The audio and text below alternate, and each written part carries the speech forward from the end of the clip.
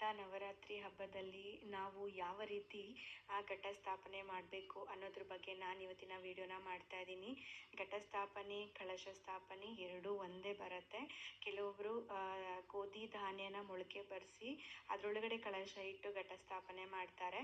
ಇಲ್ಲ ಅಂತ ಹೇಳಿದ್ರೆ ನಾವು ನಾರ್ಮಲ್ ಆಗಿ ಯಾವ ರೀತಿ ಮನೆಯಲ್ಲಿ ಕಳಶ ಇಟ್ಟು ಪೂಜೆ ಮಾಡ್ತೀವಿ ಅದೇ ರೀತಿ ಕಳಶ ಸ್ಥಾಪನೆ ಮಾಡ್ಬೋದು. ಇನ್ನು ಕೆಲವರು ಮನೆಯಲ್ಲಿ ಕಳಶ ಸ್ಥಾಪನೆ ಮಾಡೋ ಅಂಥ ಸಂಪ್ರದಾಯ ಪದ್ಧತಿ ಇಲ್ಲ ಅಂತ ಹೇಳಿದ್ರೆ ಲಕ್ಷ್ಮೀ, ಸರಸ್ವತಿ ಅಥವಾ ತ್ರಿಪುರ ಸುಂದರಿ ಅಥವಾ ಪಾರ್ವತಿ ಇಂಥ ಶಾಂತಮೂರ್ತಿ ಫೋಟೋಗಳನ್ನ ಇಟ್ಟು ನೀವು ಪೂಜೆ ಕೂಡ ಮಾಡ್ಬೋದು. ಅಖಂಡ ದೀಪಾರಾಧನೆ ಕೂಡ ಮಾಡ್ಬೋದು. ಮಾಡುವಂಥ ಪದ್ಧತಿ ಇಲ್ಲ ಅಂತ ಹೇಳಿದ್ರೆ ಬರೀ ನೀವು ದುರ್ಗಾ ಮಾತೆ ಫೋಟೋ ಇಟ್ಟು 9 ದಿನಗಳ ಕಾಲ ನೀವು ಅರ್ಚನೆ ಕೂಡ ಮಾಡ್ಬೋದು. ಸಹಸ್ರನಾಮ ಕೂಡ ಮಾಡ್ಬೋದು. ದುರ್ಗಾ ಅಷ್ಟೋತ್ತರ ಕೂಡ ಓದ್ಬೋದು. ಕುಂಕುಮದಲ್ಲಿ ಕೂಡ ಅರ್ಚನೆ ಮಾಡ್ಬೋದು. ಇನ್ನು ಪಟ್ಟದ ಬೊಂಬೆಗಳನ್ನು ಕೂಡ ಕೆಲವರು ಕೂರಿಸ್ತಾರೆ. ಅದು ಕೂಡ ಕೆಲವು ಮನೆಗಳಲ್ಲಿ ಸಂಪ್ರದಾಯ ಪದ್ಧತಿ ಇವಾಗಲೂ ಕೂಡ ಇದೆ. ಅದೇ ರೀತಿ ನಿಮ್ಮ ಮನೆಯಲ್ಲಿ ಯಾವ ಸಂಪ್ರದಾಯದಲ್ಲಿ ನೀವು ನವರಾತ್ರಿ ಪೂಜೆನ ಆಚರಿಸ್ತೀರಾ ಅದೇ ರೀತಿ ಮಾಡ್ಬೋದು. ಇನ್ನು ಕೆಲವರಿಗೆ ಗೊತ್ತಿಲ್ಲ ಅನ್ನೋರಿಗೆ ಈ ವಿಡಿಯೋ ಯೂಸ್ಫುಲ್ ಆಗಲಿ ಅಂತ ಹೇಳ್ಬಿಟ್ಟು ಸರಳವಾಗಿ ಯಾವ ರೀತಿ ನಾವು ದುರ್ಗಾ ಪೂಜೆನ ಮಾಡ್ಕೊಬೋದು. ನವರಾತ್ರಿಯ 9 ದಿನಗಳು ಕೂಡ 9 ದುರ್ಗೆಯರ ಒಂದೊಂದು ಅವತಾರಗಳನ್ನ ನಾವು ನವರಾತ್ರಿನಲ್ಲಿ ಪೂಜಿಸ್ತೀವಿ. ಇಂಥ ನವರಾತ್ರಿಯಲ್ಲಿ ಅಖಂಡ ದೀಪಾರಾಧನೆ, ಅದಾದಮೇಲೆ ದುರ್ಗಾ ಪೂಜೆ, ಅದಾದಮೇಲೆ ಕಳಶ ಸ್ಥಾಪನೆ ತುಂಬಾ ಪ್ರಮುಖ ಪಾತ್ರವನ್ನು ಹೊಂದಿರುತ್ತೆ. ಅದಾದಮೇಲೆ ಹೊಸ್ತಿಲು ಪೂಜೆ ಕೂಡ ಮೇಯ್ನಾಗಿ ನಾವು ಮಾಡ್ಕೋಬೇಕಾಗತ್ತೆ. ಹೊಸ್ತಿಲು ಪೂಜೆ ಆಲ್ರೆಡಿ ವಿಡಿಯೋನ ಹಾಕಿದ್ದೀನಿ, ನೋಡಿಲ್ಲ ಅಂತ ಹೇಳಿದ್ರೆ ಆ ವಿಡಿಯೋನ ನೋಡಿ. ಅಖಂಡ ದೀಪಾರಾಧನೆ ವಿಡಿಯೋ ಕೂಡ ಇದೆ. ಯಾವ ದಿನ ಯಾವ ಬಣ್ಣ ಉಪಯೋಗಿಸಿ ಯಾವ ನೈವೇದ್ಯ ಮಾಡಿ ಯಾವ ಹೂವಿನಿಂದ ಅಲಂಕಾರ ಮಾಡಬೇಕು ಆ ವಿಡಿಯೋ ಕೂಡ ಹಿಂದಿನ ವಿಡಿಯೋಗಳಲ್ಲಿದೆ. ಸೊ ಕಂಪ್ಲೀಟಾಗಿ ನವರಾತ್ರಿನಲ್ಲಿ ಏನೇನು ನಾವು ಆಚರಿಸ್ಬೋದಾದಂಥ ಎಲ್ಲ ವಿಡಿಯೋಗಳನ್ನ ನಾನು ಹಿಂದಿನ ವಿಡಿಯೋಗಳಲ್ಲಿ ಕೊಟ್ಟಿದ್ದೀನಿ. ನೋಡಿಲ್ಲ ಅಂದರೆ ಒಂದ್ಸಲ ಹೋಗಿ ವಿಡಿಯೋನ ನೋಡ್ಕೊಂಡು ಬನ್ನಿ. ಇವಾಗ ನಾನು ಕಳಶ ಸ್ಥಾಪನೆ ಅಥವಾ ಏನು ಘಟ ಸ್ಥಾಪನೆ ಅಂತ ಹೇಳ್ತೀವಿ, ಮುಖ್ಯವಾಗಿರುವಂಥದ್ದು ನವರಾತ್ರಿನಲ್ಲಿ ಮೊದಲನೇ ದಿವಸ ನಾವು ಘಟ ಸ್ಥಾಪನೆ ಮಾಡಬೇಕಾಗತ್ತೆ. ಅದಕ್ಕೆ ಪದ್ಧತಿ ಏನು ಅಂತ ಹೇಳಿದ್ರೆ ಎಡಭಾಗದಲ್ಲಿ ಅಖಂಡ ದೀಪಾರಾಧನೆ, ಮಧ್ಯಭಾಗದಲ್ಲಿ ಲಕ್ಷ್ಮೀ, ಸರಸ್ವತಿ ಅಥವಾ ತ್ರಿಪುರ ಸುಂದರಿ ಫೋಟೋ ಇಟ್ಟು ಅದಕ್ಕೂ ಕೂಡ ಪೂಜೆ ಮಾಡಬೇಕಾಗತ್ತೆ. ಇನ್ನು ಬಲಭಾಗದಲ್ಲಿ ನಾವು ಕಳಶ ಸ್ಥಾಪನೆ ಮಾಡಬೇಕಾಗತ್ತೆ. ಕಳಶ ಸ್ಥಾಪನೆಗೆ ಬರೀ ನೆಲದ ಮೇಲೆ ಮಾಡಬಾರ್ದು.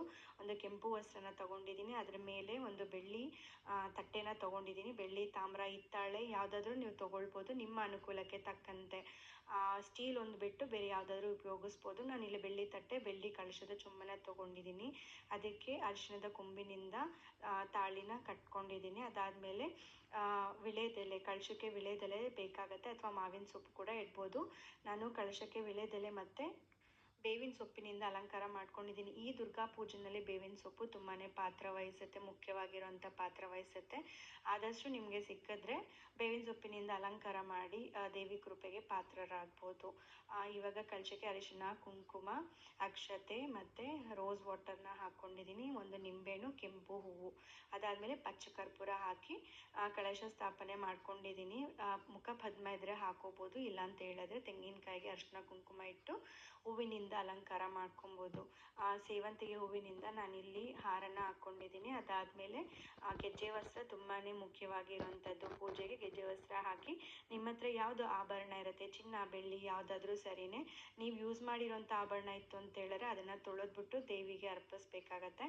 ಅದಾದಮೇಲೆ ಮಡ್ಲಕ್ಕಿಗೆ ಅಕ್ಕಿ, ಬೆಲ್ಲ, ಕೊಬ್ಬರಿ, ಬಾಳೆಹಣ್ಣು ಮತ್ತು ಬಳೆ, ಅದಾದಮೇಲೆ ಬ್ಲೌಸ್ ಪೀಸು, ಅರಿಶಿಣದ ಕೊಂಬು ಮತ್ತು ಕೊಬ್ಬರಿ ಬಟ್ಲಲ್ಲಿ ಯಾವುದೇ ಕಾರಣಕ್ಕೂ ಖಾಲಿ ಬಿಡಬಾರ್ದು. ಅರಿಶಿಣದ ಕೊಂಬಾದರೂ ಪರವಾಗಿಲ್ಲ, ಡ್ರೈ ಫ್ರೂಟ್ಸ್ನಾದರೂ ಹಾಕಿ ಅದ್ರ ಮೇಲೆ ಎಲೆ ಅಡಿಕೆ ಒಂದು ಹೂವನ್ನಿಟ್ಟು ರೆಡಿ ಮಾಡಿಕೊಂಡ್ರೆ ಆಯಿತು. ಅದಾದಮೇಲೆ ನವರಾತ್ರಿಯಲ್ಲಿ ಪ್ರತಿದಿನವೂ ಕೂಡ ನಾವು ದುರ್ಗಾ ಮಾತೆಗೆ ಕೆಂಪಾರತಿನ ಮಾಡಬೇಕಾಗತ್ತೆ. ಕೆಂಪಾರತಿ ಕೂಡ ನಾನು ರೆಡಿ ಮಾಡ್ಕೊಂಡಿದ್ದೀನಿ.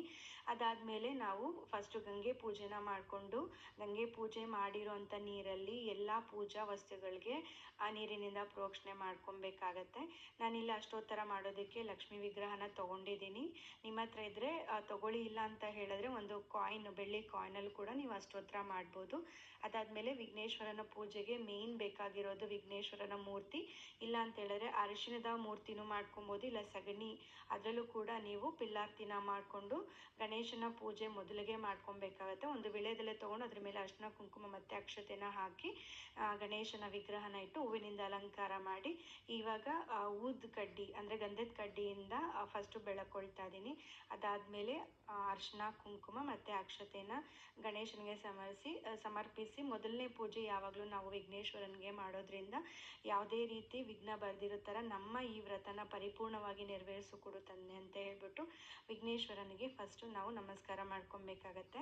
ಅದಾದಮೇಲೆ ಗಣೇಶನಿಗೆ ಅಷ್ಟೋತ್ತರ ಯಾವುದಾದ್ರೂ ಮಾಡ್ಕೊಬೋದು, ಅಕ್ಷತೆ ಅಥವಾ ಅರಿಶಿನ ಕುಂಕುಮ ಹೂವಿನಿಂದ ಅಷ್ಟೋತ್ತರ ಮಾಡಿ ಅದಾದಮೇಲೆ ನಾವು ನೆಕ್ಸ್ಟ್ ಲಕ್ಷ್ಮೀ ಪೂಜೆನ ಮಾಡ್ಕೋಬೇಕಾಗತ್ತೆ. ಮೊದಲಿಗೆ ಲಕ್ಷ್ಮೀ ಪೂಜೆಗೆ ಅಷ್ಟೋತ್ತರ ಮಾಡೋದಕ್ಕೆ ಒಂದು ವಿಳೆದೆಲೆ ತೊಗೊಂಡಿದ್ದೀನಿ. ಅದಕ್ಕೆ ಕುಂಕುಮಿನಿಂದ ಅಷ್ಟೋತ್ತರ ಮಾಡ್ಕೊಬೋದು. ಪ್ರತಿನಿತ್ಯ ಮೂರು ದಿವಸ, ಮೊದಲ 3 ದಿವಸ ಲಕ್ಷ್ಮಿ, ಮಧ್ಯದ 3 ದಿವಸ ಸರಸ್ವತಿ, ಕೊನೆಯ 3 ದಿವಸ ದುರ್ಗಾ ಮಾತೆ.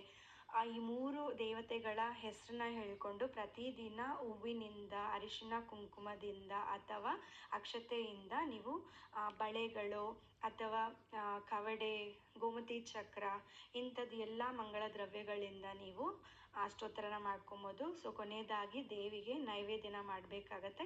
ನೈವೇದ್ಯಕ್ಕೆ ಆವತ್ತಿನ ದಿನ ಯಾವ ದೇವತೆ, ನಾವು ಯಾವ ದುರ್ಗೆಯ ಪೂಜೆ ಮಾಡ್ತೀವಿ ಆವತ್ತಿನ ದಿನ ಏನು ನೈವೇದ್ಯ ಇರುತ್ತೆ ನೈವೇದ್ಯನ ಅರ್ಪಿಸಿ ಅದಾದಮೇಲೆ ಮತ್ತೆ ಇನ್ನೊಂದು ಸಲ ಗಂಧದ ಕಡ್ಡಿಯಿಂದ ಲಕ್ಷ್ಮಿಗೆ ನಾವು ಪೂಜೆನ ಮಾಡ್ಕೊಬೇಕಾಗತ್ತೆ. ಅದಾದಮೇಲೆ ತೆಂಗಿನಕಾಯಿ ಫಲ ತಾಂಬೂಲ ಅಂತ ಹೇಳ್ತೀವಿ. ತಾಂಬೂಲ ಮೇನ್, ನಾವು ಪೂಜೆ ಮಾಡೋದು ಪ್ರತಿ ಫಲ ಸಿಗ್ಬೇಕಂತೇಳಿದ್ರೆ ಸಂಪೂರ್ಣ ಫಲ ಸಿಗಬೇಕಂದ್ರೆ ತೆಂಗಿನಕಾಯಿ ಹೊಡೆಯೋದು. ತೆಂಗಿನಕಾಯಿ ಹೊಡ್ಕೊಂಡ್ಮೇಲೆ ನಾವು ಮಂಗಳಾರತಿ ಮಾಡಬೇಕಾಗತ್ತೆ, ಕರ್ಪೂರದ ಆರತಿ ಮಾಡ್ಕೋಬೇಕಾಗತ್ತೆ. ಸೊ ಇಲ್ಲಿ ನಾನು ಕೆಂಪಾರತಿನ ರೆಡಿ ಮಾಡಿ ಇಟ್ಕೊಂಡಿದ್ದೀನಿ. ಆ ತೆಂಗಿನಕಾಯಿ ಹೊಡೆದ್ಮೇಲೆ ಮಂಗಳಾರತಿ ಮಾಡ್ಕೊಬೇಕಾಗತ್ತೆ. ಇದೇ ನಮ್ಮ ಫೈನಲ್ ಆಗಿ ಸ್ಟೆಪ್ಸ್ ಇರೋವಂಥದ್ದು. ಕೊನೆಯದಾಗಿ ಮಹಾಮಂಗಳಾರತಿ ಮಾಡಿಕೊಂಡು ದೇವರಿಗೆ 3 ಸಲ ಅರ್ಘ್ಯನ ಅರ್ಪಿಸಿ ಅದಾದಮೇಲೆ ನಮ್ಮ ಪೂಜೆನ ಸಮಾಪ್ತಿ ಮಾಡೋ ಅಂಥದ್ದು. ಅದಾದಮೇಲೆ ಮೇನ್ ಏನಂದರೆ ನವರಾತ್ರಿನಲ್ಲಿ ನಾವು ಮನೆಗೆ ಧೂಪ ಹಾಕೋದು ತುಂಬಾ ಒಳ್ಳೆಯದು. ಅಂದರೆ ಸಾಂಬ್ರಾಣಿ ಏನು ಅಂತ ಹೇಳಿದ್ರೆ ಮನೆಯಲ್ಲಿರೋ ಯಾವುದೇ ಥರ ನಕಾರಾತ್ಮಕ ಶಕ್ತಿನ ತೊಲಗಿಸಿ ಸಕಾರಾತ್ಮಕ ಶಕ್ತಿ ಅಂದರೆ ಪಾಸಿಟಿವಿಟಿನ ಜಾಸ್ತಿ ಕೊಡುತ್ತೆ. ಸೊ ಅದರಿಂದ ಮನೆಗೆ ಧೂಪ ಹಾಕೋದು ತುಂಬಾ ಒಳ್ಳೆಯದು. ಸಾಯಂಕಾಲ ಆದಷ್ಟು ನೀವು ಸಾಯಂಕಾಲ ಹೊಸ್ತಿಲು ಪೂಜೆ, ದುರ್ಗಾ ಪೂಜೆ ಎಲ್ಲ ಸಾಯಂಕಾಲ ಮಾಡೋದ್ರಿಂದ ತುಂಬಾ ಒಳ್ಳೆಯದು. ಲಕ್ಷ್ಮಿ ಆಹ್ವಾನೆ ತುಂಬಾ ಚೆನ್ನಾಗಿ ಆಗುತ್ತೆ, ದುರ್ಗಾ ಮಾತೆ ಅನುಗ್ರಹ ಕೂಡ ಸಿಗುತ್ತೆ. ಸೊ ಆದಷ್ಟು ಎಷ್ಟು ದಿನ ಆಗುತ್ತೆ ಅಷ್ಟು ದಿನ ನೀವು ಪೂಜೆ ಮಾಡೋದಕ್ಕೆ ಪ್ರಯತ್ನ ಪಡಿ. ಅದಾದಮೇಲೆ ಧೂಪ ಎಲ್ಲ ಹಾಕಿದ್ಮೇಲೆ ಕೊನೆಯದಾಗಿ ಕೆಂಪಾರತಿ. ದೇವಿಗೆ ಕೆಂಪಾರತಿ ಮಾಡೋದು ಕೂಡ ತುಂಬಾ ಮುಖ್ಯ. ಯಾಕಂತ ಹೇಳಿದ್ರೆ ನಾವು ದೇವಿಗೆ ಪೂಜೆ ಮಾಡಿರ್ತೀವಿ, ಅವ್ರನ್ನ ನಾವು ಹೊಗಳಿರ್ತೀವಿ, ವಿವಿಧ ಹೆಸರುಗಳಿಂದ ನಮಸ್ಕರಿಸಿರ್ತೀವಿ. ಯಾವ ದೃಷ್ಟಿ ಕೂಡ ದೇವಿ ಮೇಲೆ ಬೀಳಬಾರ್ದು ಅಂತ ಹೇಳಿಬಿಟ್ಟು ನಾವು ದೇವಿಗೆ ಕೆಂಪಾರತಿ ಕೂಡ ಮಾಡಬೇಕಾಗತ್ತೆ. ಕೆಂಪಾರತಿ ಮಾಡಿದ್ಮೇಲೆ ಅವತ್ತಿನ ದಿನದ ಪೂಜೆ ಮುಗಿಯಿತು ಅಂತ. ಆದರೆ ಏನಂದರೆ ನವರಾತ್ರಿನಲ್ಲಿ ಮೊದಲ ದಿವಸ ಏನಿರುತ್ತೆ ಘಟಸ್ಥಾಪನೆ, ಕಳಶ ಸ್ಥಾಪನೆ, ಅಖಂಡ ದೀಪಾರಾಧನೆ, ಇದು ಸ್ವಲ್ಪ ಸಮಯನ ತಗೊಳ್ಳುತ್ತೆ. ಮೊದಲನೇ ದಿವಸ ಮಾತ್ರ ಸ್ವಲ್ಪ ನಿಮಗೆ ಕಷ್ಟ ಅನಿಸಿದ್ರೆ ಕೊನೆಯ 8 ದಿವಸ ಏನಿರುತ್ತೆ ಪ್ರತಿದಿನ ಹೂವನ್ನು ಬದಲಿಸಿ ನೈವೇದ್ಯನ ಮಾಡಿ ಹೊಸ್ತಿಲು ಪೂಜೆ ಮಾಡಿಕೊಂಡ್ರೆ ಆಗೋಯ್ತು, ನಿಮ್ಮ ಪ್ರತಿದಿನದ ಪೂಜೆ ನೆರವೇರುತ್ತೆ. ಆದರೆ ಮೊದಲನೇ ದಿವಸ ಸ್ವಲ್ಪ ನಿಮಗೆ ಕಷ್ಟ ಆದರೂ ಬೆಳಗ್ಗೆ ಯಾವ ಮುಹೂರ್ತದಲ್ಲಿ ಮಾಡಬೇಕು ಅದೇ ಮುಹೂರ್ತದಲ್ಲಿ ಮಾಡಿ ದುರ್ಗಾ ಮಾತೆಯ ಆಶೀರ್ವಾದ ಖಂಡಿತ ನಿಮಗೆ ಸಿಗುತ್ತೆ.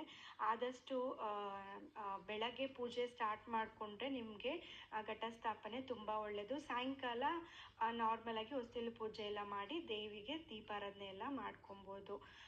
ಸೊ ಹೇಗನ್ನಿಸ್ತು? ಅದಾದಮೇಲೆ ಮತ್ತೆ ಇನ್ನೊಂದು ಅಂದರೆ ನೀವು ಪ್ರತಿದಿನ ಏನು ದೇವರಿಗೆ ಅರ್ಚನೆ ಅಷ್ಟೋತ್ತರ ಮಾಡ್ತೀರಾ ಕುಂಕುಮದಿಂದ, ಅದನ್ನು ಪ್ರತಿದಿನ ನೀವು ಧರಿಸೋದ್ರಿಂದ ತಾಯಿಯ ಅನುಗ್ರಹ ತುಂಬ ಚೆನ್ನಾಗಿರುತ್ತೆ. ನೀವು ಯಾವುದಾದ್ರೂ ಸಾಲ ಬಾಧೆ ಅದರಿಂದ ಏನಾದರೂ ನೀವು ಸಫರ್ ಮಾಡ್ತೀರಾ ಖಂಡಿತವಾಗ್ಲೂ ಇದರಿಂದ ನಿಮಗೆ ಪರಿಹಾರ ಸಿಗುತ್ತೆ. ಇದನ್ನು ಕೂಡ ನೀವು ಫಾಲೋ ಮಾಡಿ. ಸೊ ಹೇಗನ್ನಿಸ್ತು ಇವತ್ತಿನ ವಿಡಿಯೋ? ಇಷ್ಟ ಆಯಿತಾ?